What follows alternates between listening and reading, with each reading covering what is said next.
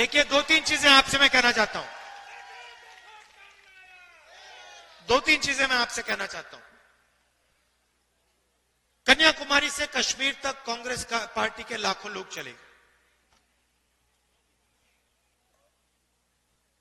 यात्रा में हमने एक नारा दिया, नफरत के बाजार में मोहब्बत की दुकान खोलनी है।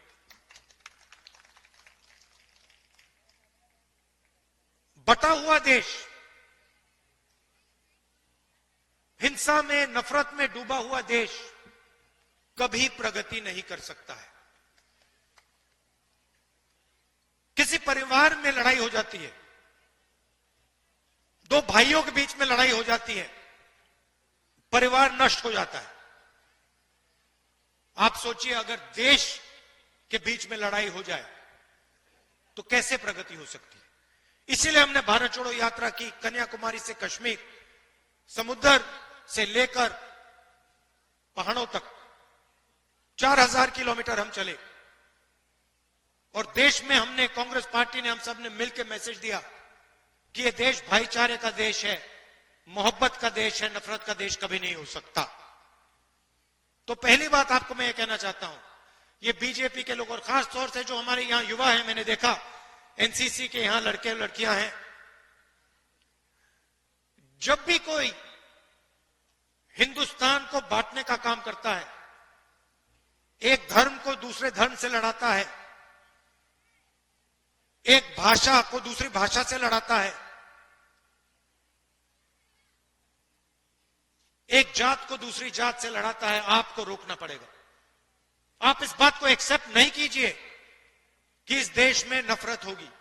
यह मोहब्बत का देश रहा है और यह मोहब्बत का देश रहेगा।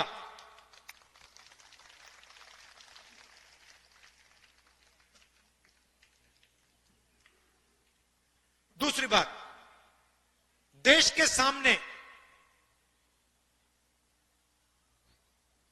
दो सबसे बड़े मुद्दे हैं। सबसे बड़ा मुद्दा बेरोजगारी। आज मैं युवाओं से बात कर रहा था, मैंने उनसे बोला, ऐसे टेंट में बात हो रही थी, मैंने उनसे पूछा, देखो, मैंने उनसे पूछा, देखिए आप लोग सब पढ़ाई कर रहे हो, आप डिग्री ले रहे हो, ठीक है, आपको डिग्री मिल गई, हाथ उठा के मुझे दिखाओ, आप में से कितने लोग सोचते हो कि आपको डिग्री के बाद रोजगार मिलेगा। 100 बच्चे थे। आपको मालूम है कितने युवाओं ने हाथ उठाया? एक ने। 100 में से एक लड़के ने हाथ उठाया, बाकी ने हाथ नहीं उठाया। 100 में से सिर्फ एक युवा सोचता है कि उसको रोजगार मिलेगा। और जब मैंने उससे पूछा तो उसने कहा, मैं कहीं ना कहीं रोजगार ढूंढ के निकालूंगा।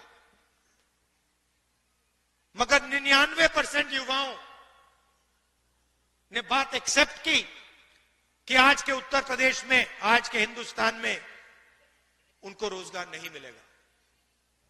दूसरा मुद्दा महंगाई। दो हिंदुस्तान बन रहे हैं, एक अरबपतियों का, 20-25 लोग हैं, अदानी, अंबानी, लाखों करोड़ रुपए,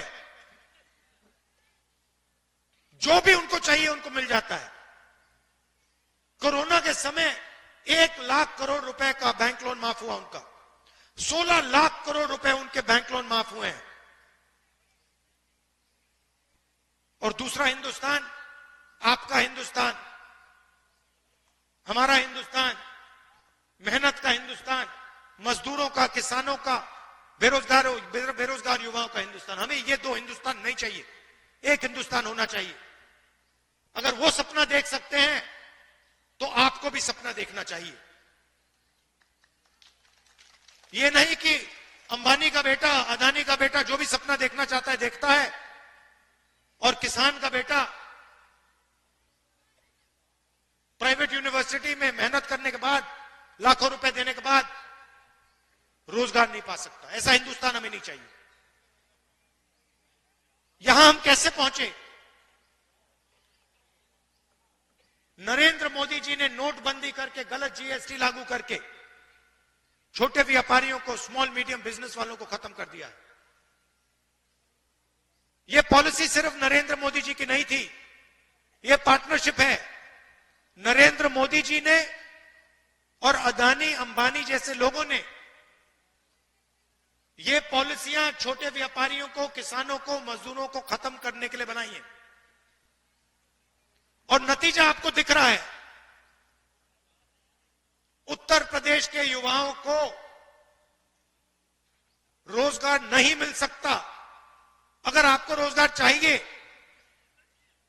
उत्तर प्रदेश में छोड़ दीजिए। हां, तेलंगाना में, कर्नाटक में मिल सकता है, वहां जाके आप मजदूरी कर सकते हैं, मगर उत्तर प्रदेश में आपकी सरकार आपको रोजगार नहीं दे सकती है। और यह सच्चाई है, इस बात को एक्सेप्ट करना ही पड़ेगा। तो यह लड़ाई है। एक तरफ कहते हैं 400 पार, 400 पार के बाद हम संविधान बदल देंगे। हमने कहा हम देखेंगे कैसे संविधान बदलोगे तुम लोग। चुनाव के बाद मोदी जी ने संविधान यहां लगा दिया था।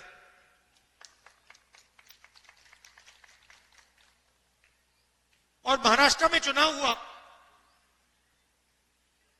आप परिवार के लोगों को तो बताना चाहता हूं आपको, तकरीबन लोकसभा और विधानसभा के बीच में तकरीबन 70 लाख नए वोटर आ गए। 70 लाख नए वोटर जिन्होंने लोकसभा में वोट नहीं दिया। हिमाचल प्रदेश की आबादी, नए वोटर आ गए लोकसभा में, तो विधानसभा में जादू से आए। हमने इलेक्शन कमीशन से पूछा, भैया ये समझाओ, ये 70 लाख लोग कहां से आए और हमें वोटर लिस्ट दो। इलेक्शन कमीशन ने आज तक जवाब नहीं दिया। मैंने पार्लियामेंट में बोला, पब्लिक मीटिंग में बोल रहा हूं कि हमें आंकड़े चाहिए। ये 70 लाख नए वोटर जो आए हैं, जिन्होंने लोकसभा में वोट नहीं दिया, विधानसभा में जादू से वोट मिल गया, हम चेक करना चाहते हैं ये लोग कौन है, हमें वोटर लिस्ट दीजिए। वोटर लिस्ट नहीं देनी। तो बात आप समझ गए हो हिंदुस्तान में आजकल हो क्या रहा है। ये राजनीति चल रही है, मगर हम किसी से डरते नहीं है। कांग्रेस पार्टी विचारधारा की पार्टी है और हमारे सब जो कार्यकर्ता हैं, आप लोग बब्बर शेर, आपके खून के अंदर हमारी विचारधारा है।